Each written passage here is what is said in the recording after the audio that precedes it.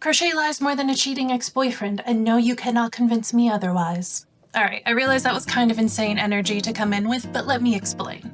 Crochet has this online persona of not only being beginner-friendly, but it's relaxing, it's mindful, and it's a cozy little hobby that you can do while watching TV. Lies. Okay, well, there's some truth woven in there, which is why so many people fall for it. Hand cramps, counting anxiety, projects that look like they're emotionally unstable, and worst of the worst, quiet little voice in your head going, am I just really bad at this? Or is this yarn evil? Not to mention just the sheer number of creative projects that are on Instagram, Pinterest, TikTok, and because those platforms rely on short content, you see these projects made in 30 seconds and think to yourself, I can do that. I can do that in no time at all. What is time? Is it a construct? It's not. It exists. And it's awful. Now, you might be thinking to yourself, is this what the whole video is? Just some girl bashing crochet? I know. It's not that serious. If you don't like it, don't do it. The truth of the matter is, I absolutely adore crochet, and I think everyone should try it. I just want to lay out the facts for you so that you don't become frustrated and rage quit before you can properly enter this hobby and enjoy yourself. I still very much consider myself to be a beginner. That is why I am the authority on this topic. My word is law!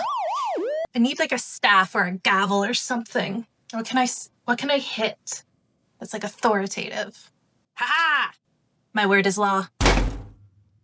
Okay, that was too much. Sorry.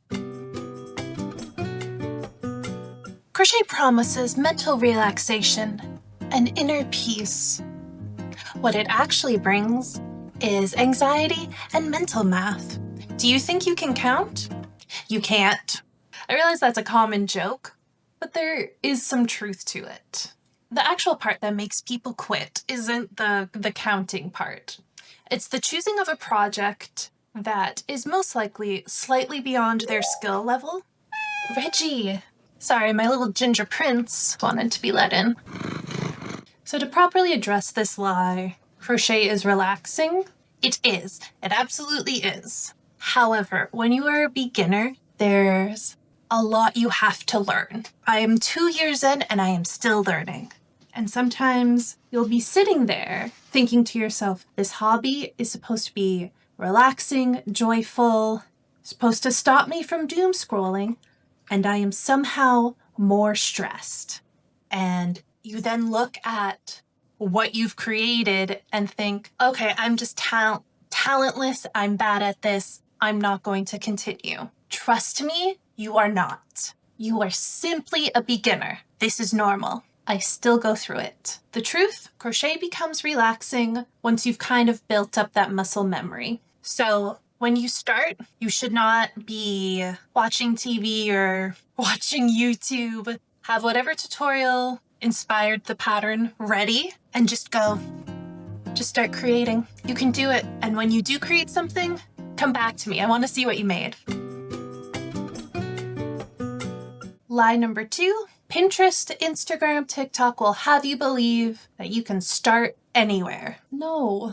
The best example I can give is if you have never run a day in your life, if you sign up for a marathon that's a month away, you are not going to complete that marathon. I'm going to give you a real life example that I went through, and I have talked about it so often that even I am sick of it, but it's still important. You know, daisy blankets, gorgeous, right? Love them. And I still desperately want one. And you will see tutorials online labeled beginner-friendly daisy granny square. Those aren't lies, because the actual construction of the square is relatively easy. But for beginners, because we don't have the speed, the techniques for proper yarn tension, being able to switch yarn.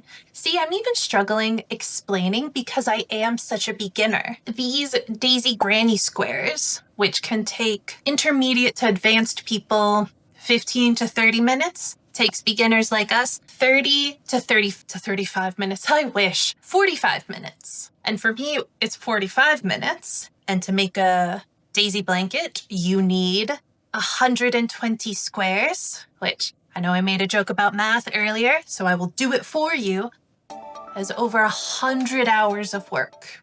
If you can commit to that, good for you. I can't. Nope. I got other stuff to do. Now, the truth is, I get bored. It is also hard. This is an additional point. It is also hard to just continuously make the same thing over and over and over again. It does get boring. It does get boring. So even taking the 100 hours of work aside, if you are bored, what's the point of the hobby? This is what makes people quit. When there are no quick wins, no dopamine from completing a project, and obviously the lack of completion, because that just makes you feel like a failure. And why are you doing something that makes you feel like a failure? So you need to start small. How small, you might ask? No, I'm just kidding. So you need to start small. You can absolutely make a blanket, but make sure it's a repetitive stitch so that your hands are getting used to the motion. If you want something that has a functional use, you can make a little basket. Doesn't hold a lot of chips, but it still works. I made this little heart basket. Only took me an hour. To some, that's gonna sound ridiculous, but hey, I did it. And I'm super proud of myself. I really like it. The point I'm trying to make is small wins help you establish a hobby. So finish something, anything, and allow your confidence to build. The next lie is, pretty yarn makes everything better. And while aesthetically it does, not all yarns are created equal, especially for beginners, because the majority of the time, pretty yarn hates beginners, and I have fallen for this trap. I've done research into what I want to create, thinking that the yarn doesn't matter, I matter. My skills matter, which is true, but the yarn is also very important. Fuzzy yarn, dark yarn, textured yarn. These are pitfalls that a lot of us fall into. And I'll give you an example. I feel like I'm on the shopping channel trying to display this. This is a absolute gorgeous velvet yarn that just, it feels amazing. And I haven't made anything with it because it is so slippery. It is constantly falling off my hook and I get frustrated and I just throw it across the room. And here's another really good example for you. I love dark colors, as you can kind of see by my color palette of my office, but dark colors are not friendly to beginners because you can't see the stitches. So here is a swatch of a pattern. If you can tell me the pattern, you are a better person than I.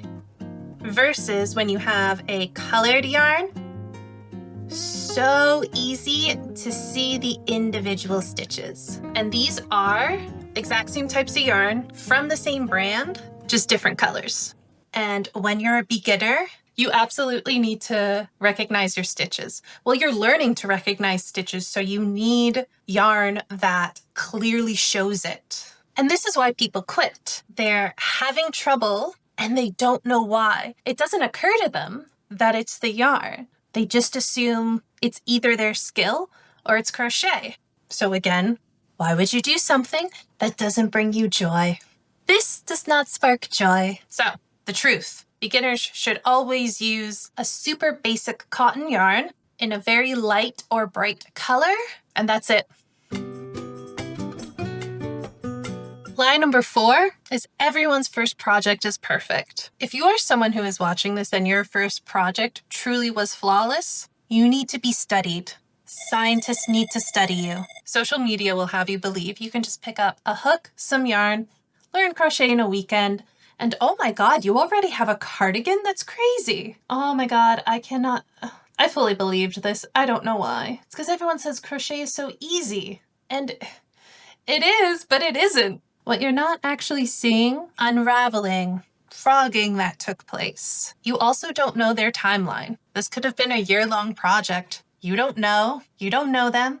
You don't know how much milk they like in their cereal. The truth, comparison, makes people quit. I'm sorry, I'm laughing because I know it's obvious, but at the same time it's not obvious because I fell for it. Anyway, everyone's first crochet projects never turn out the way they expect. It's just some people hide that better than others. So keep stitching. Lie number 5, mistakes mean you're bad at crochet. Actually, that's not a lie, that's true. Just quit the hobby. No, I'm kidding. Come back, please. Beginners think mistakes equal failure, but it doesn't. What makes crochet such an amazing hobby is not only the ability to fix your mistakes, but also just the ability to hide them. I will give you an example. So you see here, you have those 2 lines, and it's not on the other side.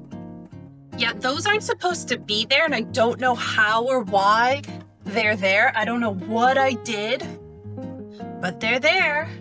But you zoom out. That's still really cute. And I made it. That's cool. Anyway, the truth is, crochet is forgiving and perfection is overrated. So, if crochet has ever made you feel frustrated, overwhelmed, confused, and just slightly betrayed, me too, bestie. Me too. Now, I hope I've made it clear that crochet is absolutely worth trying, doing it, and just making it your whole identity. Crochet is one of the best hobbies I've ever picked up, and for years my hobby was collecting hobbies. So I have an extensive background. It absolutely does become relaxing, cozy, comforting, and it's an amazing creative outlet. Just like with anything new, there is a learning curve. You will get through it, you will pass it, and before you know it, people are shocked that you made that. I'm shocked I made that. I'm shocked I had the patience to make that, honestly. Okay, so here's your crochet survival plan. Number 1, start small. Number 2, pick the right yarn. Number 3, learn at your own pace and start with easy stitches. Number 4, let your first projects be bad. It's totally fine because guess what? You can unravel it, you can frog it, you can reuse the yarn. It truly doesn't matter. Number 5, finish something, anything. And number 6, most important, believe in yourself because I do. This entire channel is a very beginner-friendly area. I am learning hobbies, and I'm absolutely not pretending they're effortless. So feel free to subscribe if you want to come hang out and join me on my own journey. And I would love to hear from you. Remember, if crochet lied to you, we can heal together. But if you did stick around this long, what was a lie crochet told you? Until next time, bye!